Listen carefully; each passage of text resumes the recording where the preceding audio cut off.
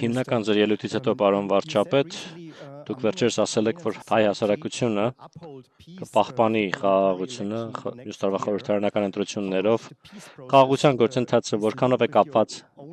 ձեր անձի հետ եւ ինչքանով է դա նաեւ ինչ-որ առումով ձեր հիմնական պատմական ժառանգությունը լինելու Թավշյա հեղափոխությունից հետո ինչպես եք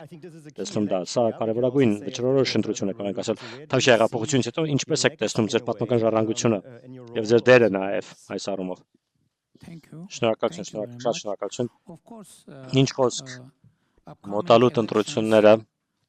շատ կարևոր են, քանի որ իմ գնահատմամբ դա պատմական հնարավորություն է մեր երկրի համար, իմիջիայլոց նաեւ մեր տարածաշրջանի համար, թևակողելու ամբողջովին այլ փուլ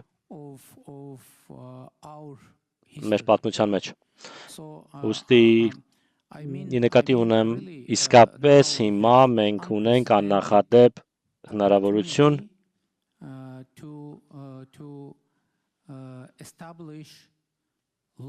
հաստատելու տևական խաղաղություն իմիջիայլոց։ Շատ կարևոր է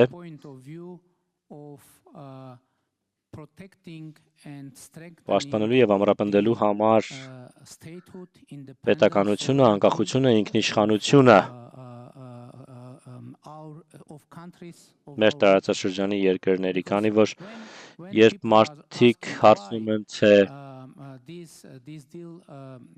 ինչու է այս համաձայնությունը, պայմանավորվածությունը հիմա հնարավոր դարձել եւ ոչ մի քանի տարի առաջ, բազմաթիվ գործոններ կան, ինչ խոսք, բայց ես կարծում եմ ամենակարևոր գործոններից մեկը, որն ազդել է այս պայմանավորվածության վրա, դա ընդհանուր շահերի երկու ստեկ ըմբռնումն է մեր տարածաշրջանի երկրների կողմից։ Մենք, ինչպես գիտեք, մենք անկախ երկրներ ենք դարձել 1991 թվականին, նկատի ունեմ Հայաստանը, Ադրբեջանը եւ Վրաստանը եւ Խորհրդային Միության փլուզման արդյունքում եւ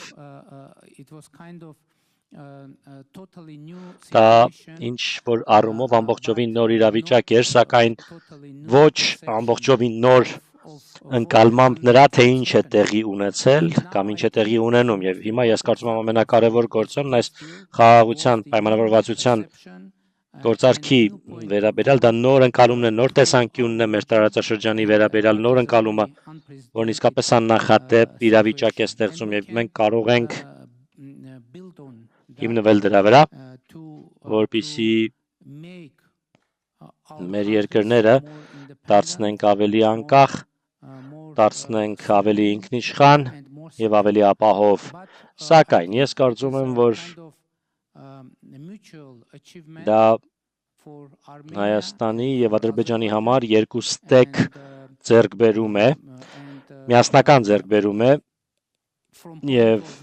մեր ներքին քաղաքականության տեսանկյունից իհարկե շատ կարևոր ձեռքբերում է դա քաղաքացիական պայմանագիր կուսակցության, մեր կուսակցության եւ մեր քաղաքական թիմի համար, այդ թիմի հետ միասին մենք Թավշյա ոչ բռնի ժողովրդական հեղափոխություն իրագործեցինք 2018 թվականին եւ ես շատ ուրախ եմ, որ մենք կարողացանք անցնել այս շատ ծանր ժամանակները, այսպես ասենք, դժոխքի միջով անցանք եւ հասանք այս կետին։ Շատ շնորհակալություն, Սերգեյ։ Անցնենք ձեզ, վերջերս դուք Եվրոնեստի խորհրդարանական վեհաժողովին մասնակցեցիք Հայաստանի խորհրդարանում, կարծես բավական լավ քննարկում է տեղի ունենում նաև Հայաստանի խորհրդարանի հետ, ինչպես եք տեսնում Եվրամիության ու Եվրոպական խորհրդարանի տեսանկյունից հարաբերությունները Հայաստանի հետ եւ այս պահին մասնավորապես նաև Եվրամիությանը մերձեցման հնարավորությունը, ինչն է փոխվել ձեր տեսանկյունից, ինչ կետում ենք հիմա։ Շատ շնորհակալություն, պարոն վարչապետ, հրաշալի ելույթի համար։ Ես կարծում եմ, որ մենք հիմա մեր տեսանկյունից, եվրոպական տեսանկյունից մենք, այսպես ասենք, աշխարհ ռազմավարական ներդաշնակեցման փուլում ենք Հայաստանի հետ։ Սա օրինակ է թե հանդգնեմ ասել այսպես հետ խորհրդային դարաշրջանն ավարտված է եւ դուք իրավացի եք մենք 30 տարի ապրեցինք մի փուլում որում մենք էլ երկրները դիտարկում էինք այն տեսանկյունից որ սա հետ խորհրդային տարածք է դա ավարտված է սա թիվ 1 եւ թիվ 2 տարածաշրջանը որպես հեռավոր շրջան դիտարկելու փուլն է ավարտված։ Եվրոպան կենտրոն ամեն ինչ հեռավոր շրջան, արևելյան հարևանություն ենք անվանում գործընկերություն եւ այլն, դա ավարտված է։ Մենք հիմա ամբողջովին այլ աշխարհում ենք եւ սա հնարավորություն է ընձեռում։ Եվ ահա թե ինչու կապակցվածությունը կենտրոն եւ հեռավոր շրջաններ հայեցակարգ չէ։ Այստեղ տարբեր երկկողմ ու բազմակողմ հարաբերությունների համախումբ է եւ մենք փորձում ենք դրանք դասավորել այնպես, որ աշխարհ քաղաքական ու տնտեսական ու ժողովրդավարական իմաստով շահեկան լինի եւ Եվրամիության համար եւ մեր գործընկերների համար եւ այդ փուլում ենք հիմա կարծում եմ եթե դիտարկում ենք Հայաստանը այն երեք կետերը, որոնք հատկապես կարևոր են մեզ համար, թիվ 1 Հայաստանի բացումը հասարակության առումով ժողովրդավարացում, թափանցիկության հավաքած թափը այնտեղ, մենք իհարկե մեծ ողջավորությամբ ենք հետևում ընտրություններին, որոնք շուտով կլինեն, մենք հենց նոր դրա մասին խոսեցինք, ինչով մենք կարող ենք օգնել, ինչով մեր այլ գործընկերները կարող են օգնել, օրինակ Մոլդովան իր փորձով ինչպես կօգնի բարեհաջող ժողովրդավար ընտրություններին։ Երկրորդը այն է, որ Հայաստանը իհարկե արժանահավատ, հուսալի խաղաղության գործընկեր է, դա կարծում եմ լրջագույն ձեռքբերում է եւ անգամ ես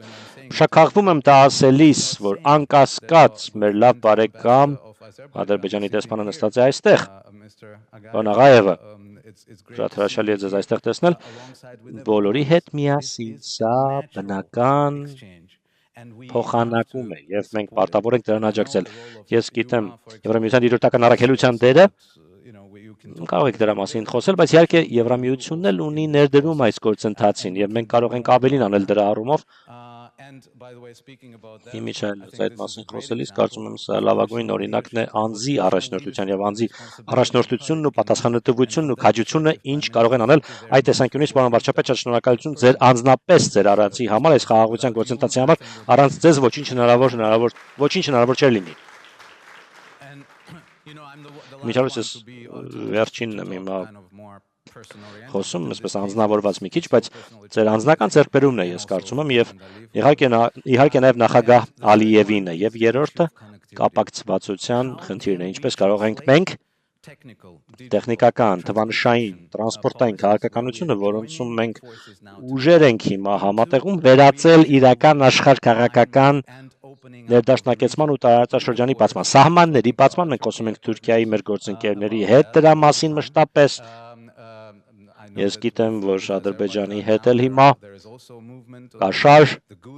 ինչպես ապրանքները կարող են տեղափոխվել, էներգակիրները կարող են տեղափոխվել, Մարտակոսը մեր հանձնակատարը 500 միլիոնի մասին հայտարարեց TRIP-ի համար դեպի Վրաստան ցանցը փակելու, ինչպես նաև հուսանք շուտով Թուրքիայի հետ ցանցը կապելու, որ էներգակիրները հոսեն եւ այդ կերպ մենք Հայաստանը դուրս ենք բերում այս ինքնապարտադրված մեկուսացումից, որը կախվածությունը մեկ կոնկրետ երկրից եւ այն բերում իսկապես բազմակողմ տարածաշրջանային համատեքստի մեջ եւ այստեղ է որ Եվրոպան իսկապես կարող է աջակցել ու մենք պատրաստ ենք դա անել։ Շնորհակալություն, շատ շնորհակալություն։ Մեկ հարց եմ ուզում ավելացնել, կարծում եմ, մեկ հիմնական խոչընդոտ կա։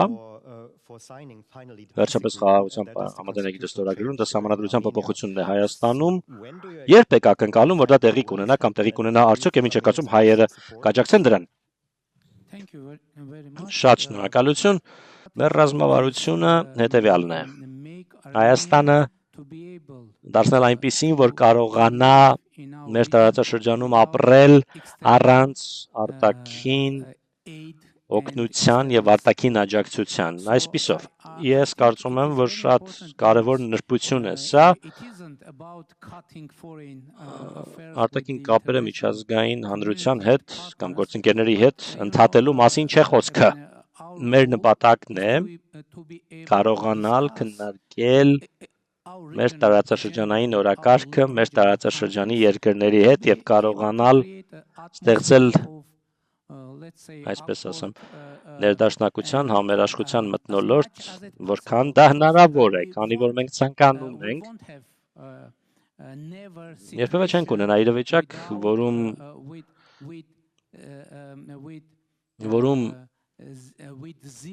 կլինեն 0 խնդիրներ, այսինքն ինչ է տեղի ունենում։ Գիտեք, խնդիրները ամենուր կան խնդիրներ եւ Եվրոպայում կան բազմաթիվ նշբություններ, այսպես ասենք, անգամ լարվածություն պետությունների միջև եւ այլն, սակայն առաջնորդումը այդ բոլոր իրավիճակները կառավարելու առումով կարողանալու ստեղծել խաղաղություն եւ պահպանել խաղաղությունը եւ ահա թե ինչու հիմա որն է մեր խոսույթը։ Մենք ասում ենք, որ խաղաղությունը հաստատված է, միանշանակ, եւ մենք դա կարողանում ենք տեսնել տեղում, գետնի վրա, բայց մյուս կողմից ամենօրյա խնամքի կարիք ունի դա, առանց չափազանցնելու, ամենօրյա խնամքի կարիք ունի եւ առանց ամենօրյա խնամքի եւ հոգացության այն ռիսկի ենթարկված կլինի հաստատ։ Ձեր հարցը, այո, գիտեք ինչ, մեր դիրքորոշումը շատ բաց է։ Քանի որ երբ Ադրբեջանը այդ մտահոգությունն է առաջ քաշում, ասելով, որ Հայաստանի Հանրապետության սահմանադրության մեջ կան տարածքային պահանջներ Ադրբեջանի դեմ, չձանձրացնեմ ձեզ, բայց մենք կարող ենք ապացուցել, որ որևիցե տարածքային պահանջ մեր սահմանադրության մեջ չկա Ադրբեջանի նկատմամբ։ Եվ մենք կարող ենք ապացուցել դա դե յուրե եւ ապացուցել դա գործնականում ավելին, գիտեք, Հայաստանում էլ գիտեք կան որոշ մեկնաբանություններ եւ ընթերցումներ Ադրբեջանի սահմանադրության, որոնց համաձայն տարածքային պահանջներ կան Ադրբեջանի սահմանադրության մեջ Հայաստանի նկատմամբ, սակայն ինչու մենք չենք առաջ քաշում այդ հարցը, ինչու մենք առաջ չենք քաշում, չենք բարձրացնում այդ հարցը, որովհետև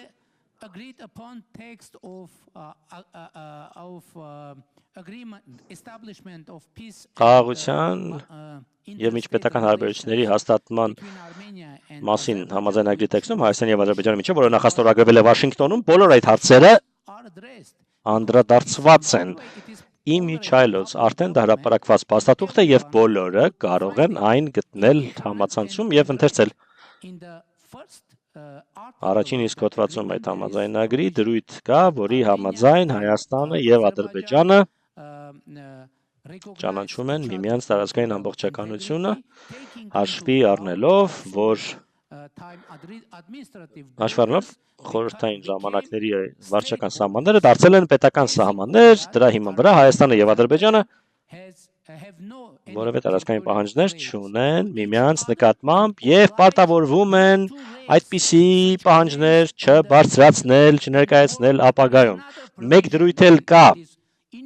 այդ նախաստորագրված համաձայնագրում, որի համաձայն կողմերից ոչ մեկը իրավունք չունի իր ներպետական օրենսդրությունը մեջ բերել, վկայակոչել, չկատարելու համար այս համաձայնագիրը եւ այլն։ Ավելին մեր սահմանադրության մեջ դրույթ կա, որի համաձայն վավերացված միջազգային փաստաթղթերը ավելի բարձր իրավաբանական ուժ ունեն, քան ներպետական օրենսդրությունը։ Ուստի ընդհանուր առմամբ ուղղակիորեն պատասխանելով ձեր հարցին, եկեք պատկերացնենք, որ հիմա խաղաղության համաձայնագիրը ստորագրվում է, դրանից հետո մեր սահմանադրության եւ օրենսդրության համաձայն մենք պետք է դա ուղարկենք սահմանադրական դատարան, որպեսզի վերջինս ստուգի այդ համաձայնագրի պատասխանությունը մեր սահմանադրությանը։ Եւ երբ մենք այն ուղարկենք սահմանադրական դատարան, երկու տարբերակ կա։ Առաջինը, եթե սահմանադրական դատարանը որոշի, որ այն ամբողջովին համապատասխանում է մեր սահմանադրությանը, ապա խոչընդոտ չկա, որ դա վավերացվի, այդ համաձայնագիրը վավերացվի եւ երբ այն վավերացվի, մեր սահմանադրության համաձայն այն կստանա բարձրագույն իրավական ուժը մեր երկրում։ Ես հրապարակավ ասել եմ, որ եթե մեր սահմանադրական դատարանը մնում է դատարան, եթե միգուցե որոշի, որ այն չի համապատասխանում մեր սահմանադրությանը, ես արդեն հրապարակավ ասել եմ, որ անձամբ ես կնախաձեռնեմ սահմանադրական փոփոխություններ, ինչու եմ ես փորձում բացատրել սա, որովհետև իրականության մեջ որևէ խնդիր եւ խոչընդոտ չկա մեր սահմանադրության մեջ։ Եթե մենք խնդիրը անաչառ կերպով դիտարկենք ու մենք պատրաստ ենք արձագանքել Ադրբեջանին ուզող հարցերին, նստել եւ քննարկել նշբությունները իմիջայլոց գաղափար կար անգամ միջազգային իրավաբանական փորձաքննություն անցկացնել այս հարցի պատասխանը հասկանալու համար, բայց գիտեք, մյուս կողմից իմ պատասխանը լիարժեք չէր լինի, եթե չնշեի մի այլ նշբություն։ 2018 թվականից մենք ներսում իմիջիայլոցը կապված է միայն մեր ներքին խնդիրների հետ եւ մեր ժողովրդավարության ամրապնդման հետ եւ մեր պետականության ամրապնդման հետ մենք ունենք եւ ունենք օրակարգ ընդունելու նոր սահմանադրություն եւ վերջերս մեր կուսակցության համագումարի հռչակագրում մենք հռչակեցինք, որ մեր ժողովրդից նոր մանդատ ստանալուց հետո 2026-ի ընտրությունների արդյունքում մենք կնախաձեռնենք ամբողջովին նոր սահմանադրության ընդունումը Հայաստանի Հանրապետության համար։ Սակայն դա գիտեք, մենք չենք քննարկում այս թեման, քանի որ ամբողջովին ներպետական թեմա է սա։ Մենք այն չենք քննարկում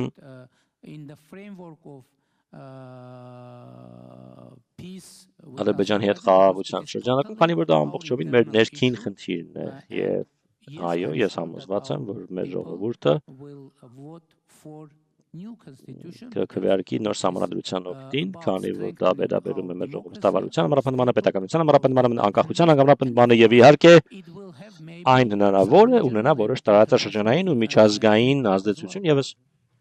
Շատ շնորհակալություն։ Քիչ ժամանակ մնաց հարցերի համար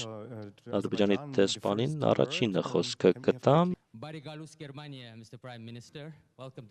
Գերմանիա, պարոն վարչապետ, ես ամբողջովին համաձայն եմ մեր տարածաշրջանում վիթխարի վերափոխում է տեղի ունենում, աներևակայելի, որ մի քանի տարի առաջ հնարավոր չէր պատկերացնել։ Սա ամենակայուն ու խաղաղ ժամանակաշրջանն է մեր հարաբերություններում, որին մենք հասել ենք եւ դուք եք հասել։ Մեր անկախությունը ձեռք ենք բերել։ Մենք նաեւ թեթևացել ենք, որ հաջորդ ապագա սերունդները, մեր երեխաները, թոռները չեն ժառանգի այս ցավոտ ու տևական հակամարտությունը եւ հուսանք մշտապես կապրեն խաղաղության մեջ եւ Ադրբեջանը իհարկե նախաձեռնողն էր խաղաղության օրակարգի, մենք գործել ենք հստակ եւ նպատակային, դուք էլ նշեցիք իրական օգուտները խաղաղությունը բերում է օգուտները, մենք կարևոր քայլեր ենք ձեռնարկել ու այլ կարևոր քայլեր էլ դեռ կձեռնարկենք հուսանք շուտով եւ մենք իհարկե հույս ունենք, որ մեր ձեռք բերած Վաշինգտոնյան համաձայնությունները կյանքի կկոչվեն լիարժեք, այդ թվում իհարկե այդ ճանապարհը տրիփ ուղին, որը անխոչնդոտ կապակցվածություն կապահովի Ադրբեջանի եւ իր Նախճեվան շրջանի միջև, որը մեծագույն կարևորություն ունի։ Ինչ վերաբերում է վերջին խոչընդոտին, սահմանադրությանը մենք հույս ունենք, որ դա էլ կվերացվի, որովհետեւ մենք կարողանանք պաշտոնապես ստորագրել խաղաղության համաձայնագիրը։ Հիմա արդեն մենք ապրում ենք խաղաղության տարածաշրջանում, երկու կողմերը դա ընդգծում են։ Եվ մի թեթև նոտա, մեր գերմանացի ընկերները սիրում են մեզ միշտ հիշեցնել, դիտարկենք գերմանա-ֆրանսիական օրինակը, բայց ես պիտի ասեմ, որ ճշմարտությունը հետևյալն է, Գերմանիայից ու Ֆրանսիայից 18 տարի պահանջվեց։ Մեզից 5 տարի պահանջվեց խաղաղության հասնելու համար։ Ուստի մեր ադրբեջանա հայկական համատեղ թիմը հաղթեց մյուս թիմին 13 տարով։ 13 տարվա տարբերությամբ մենք մեզ կարող ենք այս առումով շնորհավորել։ Մեր ժողովուրդները խաղաղ միասին ապրել են ու մենք կարող ենք դա նորից անել, ես դրա մեջ համոզված եմ ու Ադրբեջանը վճռական է այդ ճանապարհով ընթանալու դեպի խաղաղություն, կայունություն եւ բարեկեցություն մեր տարածաշրջանում։ Շնորհակալություն։ Շնորհակալություն։ Markus Mecker։ Հարցը հետևյալն է։ Պետական իրավիճակի վերաբերյալ հատկապես եկեղեցու։ Բավական շատ նամական վերաբերմունք կա եկեղեցու կողմից ձեր կառավարության դեմ։ Նաև ընդդիմության հետ կապված է այս իրավիճակը, ինչ եք տեսնում եկեղեցում, հասարակությունում, իրականում ինչ շանս ունեք հաջողության հասնելու։ Իմ հարցը հետևյալն է, գիտեմ, որ շատ ավելի շատ ներկայամետ մոտեցում եք որտեղել իրական Հայաստան հայեցակարգով, բայց ես մտածում եմ ինչպես կարելի է իրապես նաև պատմական խոսույթը համապատասխանեցնել, արդյոք կա ռազմավարություն միատեղելու պատմական խոսույթները, որպեսզի առաջ շարժվեք դեպի ապագա, քանի որ սրանն էլ պետք է անդրադառնան Ադրբեջանի ղեկավարները, Թուրքիայի ղեկավարները, բայց հարցը հետևյալն է, ինչպես կարող եք այլ սերունդներ կերտել առանց իհարկե անդրադառնալու նաև պատմության կրթությունը փոխելու հարցին, որը կարող է այլ գաղափար ստեղծել այդ պատկերացում հարևանի մասին։ Ես մտածում եմ կրթական ինչ ռազմավարություն կա երկարաժամկետ հատվածում։ Շնորհակալություն։ Ինչ կոնկրետ քայլեր կան Հայաստանի համար կապված Եվրամիության ինտեգրվելու հետ։ Գերմանիան եւ Եվրամիությունը ինչպես կարող են պաշտպանել ու աջակցել Հայաստանին այս ընտրությունների ընտրարշավի ընթացքում, ինչպես նաև այս քվեարկության օրը ռուսական ազդեցությունից պաշտպանել ընտրություններին միջամտելու փորձերից Ռուսաստանի կողմից։ Ես կարծում եմ դեռ Բաքվում պահվող 20 թվականի պատերազմից հետո պահվող պատանդների խնդիրը շատ կարևոր է նշել, քանի որ իմ հասկանալով, եթե խաղաղության համաձայնություն եք ձեռք բերում, միևնույն է պետք է նաև անդրադառնաք, քայլեր ձեռնարկեք, որպեսզի խաղաղություն ապահովեք, եւ եթե պատերազմից դեռ մարդիկ գերեվարված են, բանտում են պահվում ու պատանդ են պահվում մի երկրում, որ այդ խաղաղություն եք համաձայնեցնում, ապա ես կարծում եմ իրավական միջոցներ պետք է ձեռնարկվեն եւ ինչպես ասեմ, Հայաստանի լավ, ես կարծում եմ, որ այդքանով սահմանափակվեմ։ Լավ, խոսքը ձեզ վերադարձեմ։ Շնորհակալություն, ես կսկսեմ մեր մասից ու ռազմավարությունից դեպի Եվրոպական միություն եւ Վրաստանի տեսանկյունից դիտանկյունից։ Գիտեք,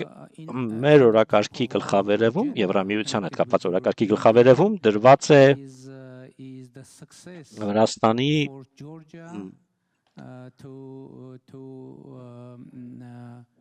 Եվրամիության հետ համաձայնության հասնելու ռազմավարությունը։ Անկեղծ ասեմ, ինչու եւ երբ մենք ընդունեցինք այդ եվրոպական ռազմավարությունը, երբ Վրաստանը ստացավ Եվրոպական միության տեխնոծիայի կարգավիճակ, եւ մենք զգացինք, որ մեր ճանապարհը ուղին դեպի Եվրոպական միություն բացվում է, ու մենք տեսանք հնարավորություն մեզ համար եւ դրանից հետո դժբախտաբար որոշ խնդիրներ ծագեցին Եվրոպական միության եւ Վրաստանի միջև հարաբերություններում եւ կարծում եմ, որ դա ամենաշոշափելի խնդիրներից մեկն է Հայաստանի համար եվրոպական դիտանկյունից եւ բնականաբար ու ես կարծում եմ այս իրավիճակի հանգուցալուծումը Հայաստանի համար շատ կարևոր է։ Ինչ վերաբերում է պատմության։ Գիտեք, շատ կարևոր է որոշել, թե ինչպես հարաբերվել պատմության հետ։ Դա շատ կարևոր է։ Գիտեք, կա շատ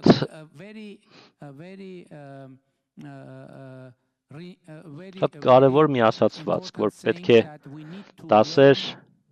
առնենք պատմությունից։ Բայց գիտեք, բոլորը դրա մասին գիտեն, բոլորը դա գիտեն, բայց որն է խնդիրը։ Խնդիրն այն է, որ չկա կոնկրետ ցուցում, թե պատմության որ էջում է այդ որում են այդ դասերը գրված, որ բացենք ցուցումներ չկան, որ վերցրեք պատմության դասագիրք, չգիտեմ, որը տպվել է 1972 թվականին Գերմանիայում կամ Ռուսաստանում կամ Հայաստանում, բացեք տվյալ 173-րդ էջը եւ այդտեղ առաջին պարբերության մեջ էջի գրված են պատմության դասերը։ Մեր տեսանկյունը ուստի հետևյալն է։ ընդ որում մեր տեսանկյունը մեզ համար, մեր երկրի համար ու մեր ժողովրդի համար հետևյալն է, ամենակարևոր ուղերձը մեր պատմության դա պահանջն է չկրկնելու այդ պատմությունը կրկին ու կրկին եւ փորձելու բացվել ու ստեղծել ամբողջովին նոր պատմություն, կերտել նոր պատմություն մեր երկրի ու մեր ժողովրդի համար, քանի որ գիտեք ու դա ակնհայտ է ու բոլորը դա գիտեն, հետևյալն է, դա ընդ որում մեր ազգի առանձնահատկություններից է, ամբողջ աշխարհում հասկացված լինել, տառապանքը, ցեղասպանությունը եւ այլն, բայց գիտեք, մենք որոշել ենք մեր հայացքը շրջել եւ կենտրոնանալ այն ուղղությամբ, որ չկրկնվի այդ պատմությունը եւ դա ամենակարևոր ներդրումը, ամենակարևոր տուրքը կլինի պետականությանը, ինքնիշխանությանը, անկախությանը, բարեկեցությանը եւ խաղաղությանը մեր երկրի համար, քանի որ դա կլինի կարևորագույն ներդրումը, հարգանքի տուրքը մեր ազգի բոլոր նահատակներին, բոլոր ժամանակների բոլոր նահատակներին եւ դա է մեր ռազմավարությունը։ Իմիջիայլոց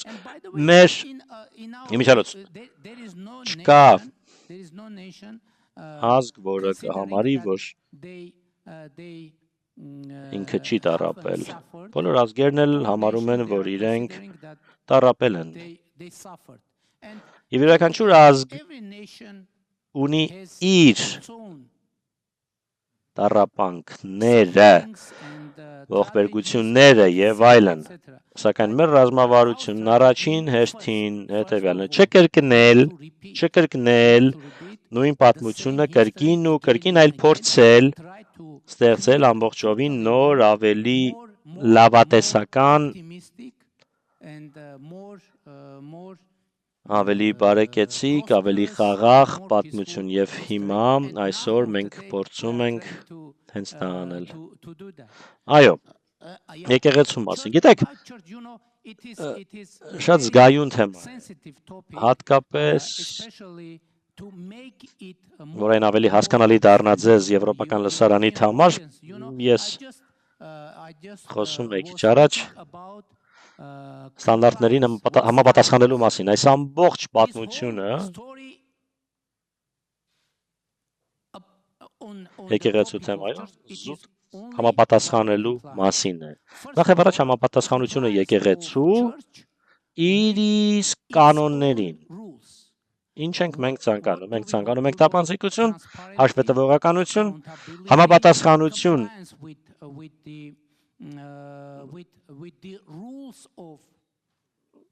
այսպես առաքելական եկեղեցու կանոններին, ի նկատի ունեմ համապատասխանությունը եկեղեցականների, հոգևորականների եւ այլն, քանի որ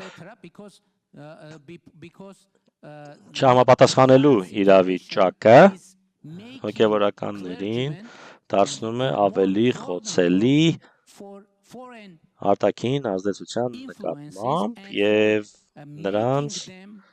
կներեք, որ այսպես եմ ձևակերպում, գործիք դարձնելու արտաքին ազդեցության համար։ Մենք ընդամենը ուզում ենք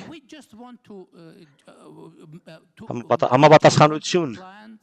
լինի։ Ընդհանրապես եկեղեցու եւ հոգևորականների, եկեղեցականների եւ եկեղեցու ղեկավարների համապատասխանությունը լինի, հաշվետվողականությունը լինի, ոչ ոք չգիտի թե ներ եկեղեցին ինչպես է ֆինանսավորվում, ոչ ոք դա չգիտի, քանի ինչ գումար է մուտք գործում, ինչպես է այն ծախսվում ու գիտեք ամենամեծ խնդիրը որն է։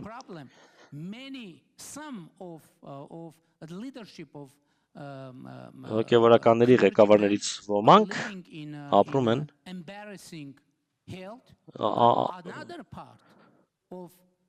ամոթալի վիճակում, իսկ սովորական եկեղեցականներից ոմանք ապրում են աղքատության մեջ, դա խնդիր է, եւ դա վնաս է պատճառում մեր երկրի բարոյական մթնոլորտին։ Մենք ցանկանում ենք, որ արժեքահեն հասարակություն լինի, բայց ես ասում եմ, որ հնարավոր չէ ունենալ արժեքահեն հասարակություն, երբ մեր արժեհամակարգի էպիկենտրոնը ախտահարված է եւ մեզ անհրաժեշտ է բարեփոխում ունենալ, մեզ անհրաժեշտ է մեր եկեղեցին համապատասխանի մեր հասարակության առաջ եւ թափանցիկ լինի եւ դիլեն գործիքներ ստուգելու հոգեվորականների, եկեղեցականների բարեվարկությունը եւ այլն ու կարծում եմ մեր օրակարգը ամբողջովին թափանցիկ է առանց ինչ որ թաքնված կամ ծպտյալ օրակարգերի ոմանք ասում են թե կառավարությունն ու վարչապետը գործում են ընդդեմ հայաստանյան առաքելական եկեղեցու դա անհնար է գիտեք որովհետեւ ես հետևորդ եմ ես հավատացյալ եմ հայաստանյան առաքելական եկեղեցու ես Իսուս Քրիստոսի հավատացյալ եմ ես հետևորդ եմ Իսուս Քրիստոսի վերջերս ես հայտարարեցի որ Իսուս Քրիստոսը իմ սիրտն է եւ ես չեմ կարող գործել Իսուս Քրիստոսին դեմ հակառակ եւ իմ եկեղեցուն հակառակ դա իմ եկեղեցին է գիտեք ու մեր եկեղեցին է 90-ից ավելի տոկոսը մեր կառավարության անդամների Հայաստանյան առաքելական եկեղեցու հետևորդներ են եւ իրենք ու մենք ցանկանում ենք համապատասխանի եւ թափանցիկ ու հաշվետու լինի եւ ազնիվ լինի եւ արժեքահեն լինի եկեղեցին ինչ վերաբերում է ես կուզեի միջայլոց արձագանքել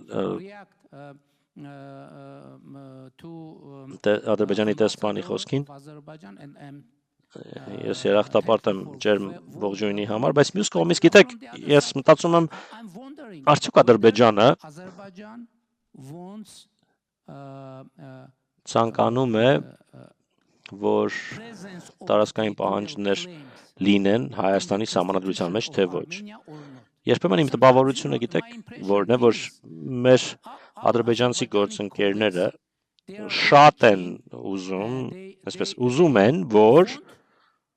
մեր սահմանադրությունը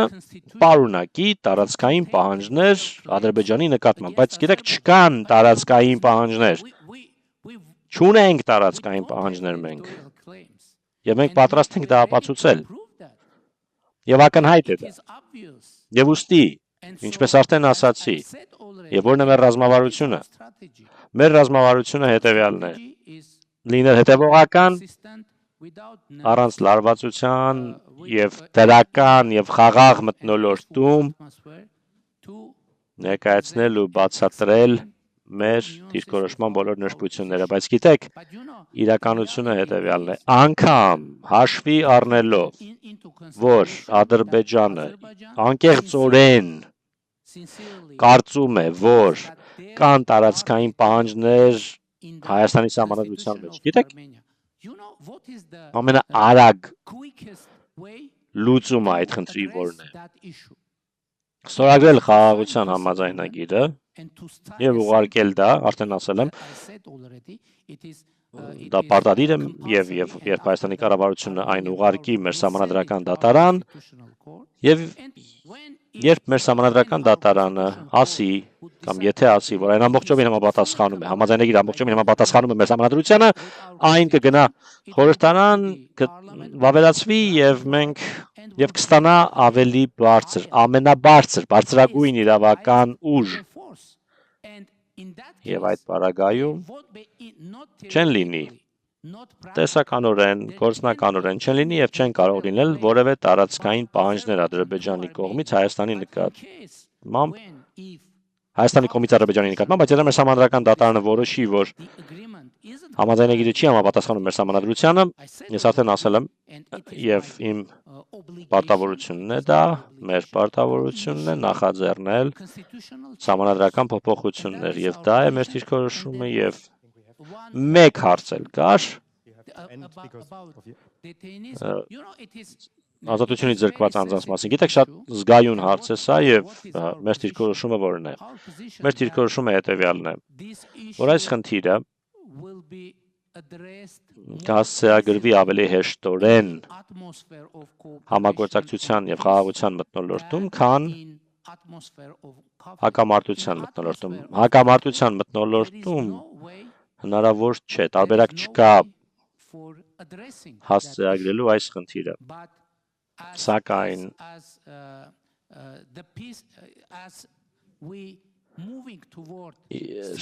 քանի որ մենք ընթանում ենք խաղաղության ամրապնդման ուղղությամբ, ավելի ու ավելի իրատեսական է դառնում փոքր քայլերով այդ խնդրի լուծումը։ Դա է մեր դիրքորոշումը։ Ուստի խաղաղություն հաստատելը նշանակում է լուծել այլ խնդիրները նույնպես։ Դա է մեր ընկալումը։ Thank you very much.